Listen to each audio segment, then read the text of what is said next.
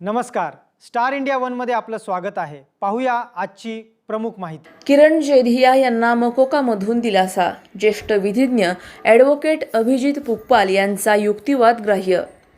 सिद्धार्थनगर येथील मारहाण प्रकरणात आरोपी क्रमांक 3 किरण जेधिया यांच्या वतीने ज्येष्ठ विधिज्ञ ॲडव्होकेट अभिजित पुप्पाल यांनी न्यायालयात केलेला प्रभावी आणि कायदेशीर युक्तिवाद न्यायालयाने ग्राह्य धरत त्यांना महाराष्ट्र संघटित गुन्हेगारी नियंत्रण अधिनियम अंतर्गत लावण्यात आलेल्या गंभीर तरतुदींमधून मोठा दिलासा मिळाला आहे।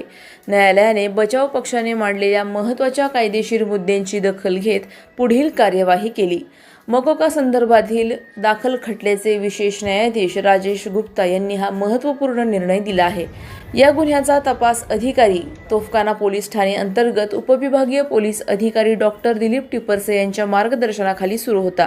सदर प्रकरणात तोफखाना पोलीस ठाण्यात रजिस्टर क्रमांक 184/2026 अन्वये भारतीय न्याय संहिता कलम 109, 118, 124, 190, 351, 352 तसेच महाराष्ट्र संघटित गुन्हेगारी नियंत्रण अधिनियम 1999 मधील कलम 3, 2, 3, 4 अंतर्गत गुन्हा दाखल करण्यात आला होता। 15 मार्च 2026 रोजी सिद्धार्थनगर येथील अण्णाभाऊ साठे चौकात फिर्यादी सुनीता घोरपडे व त्यांच्या कुटुंबियांना विजय पठारे आणि त्याच्या साथीदारांनी मारहाण केल्याचा आरोप आहे। या घटनेचा तपास तोफखाना पोलिसांनी केला असून 2 आरोपींना अटक करण्यात आली होती।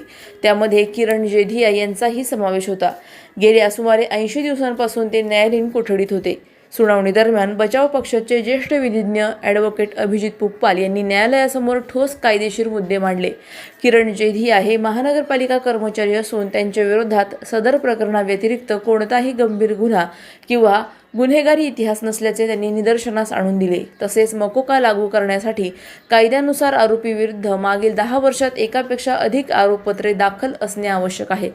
किरण जेधिया यांच्या बाबतीत ही मूलभूत अट पूर्ण होत नसल्याने त्यांच्यावर मकोका लागू होऊ शकत नसल्याचा ठाम युक्तिवाद करण्यात आला।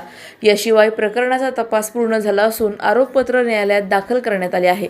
आवश्यक पुरावे आणि जप्तीची प्रक्रिया पूर्ण झालेली असल्याने आरोपीला पुढे कोठडीत ठेवण्याची कोणतीही आवश्यकता नसल्याचा मुद्दा न्यायालयासमोर मांडण्यात आला।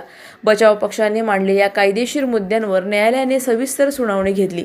प्रभावी युक्तिवादानंतर किरण जेधिया यांना मकोकाच्या गंभीर तरतुदींपासून दिलासा मिळाल्याने त्यांच्या बाजूने हा महत्त्वपूर्ण कायदेशीर विजय मानला जात आहे। या निर्णयामुळे प्रकरणाच्या पुढील सुनावणीस नवे वळण मिळण्याची शक्यता व्यक्त होत आहे। अधिक माहितीसाठी स्टार इंडिया वन न्यूज पाहत रहा। चॅनलला सबस्क्राईब करा आणि अशाच अपडेट्ससाठी बेल आयकॉन दाबा।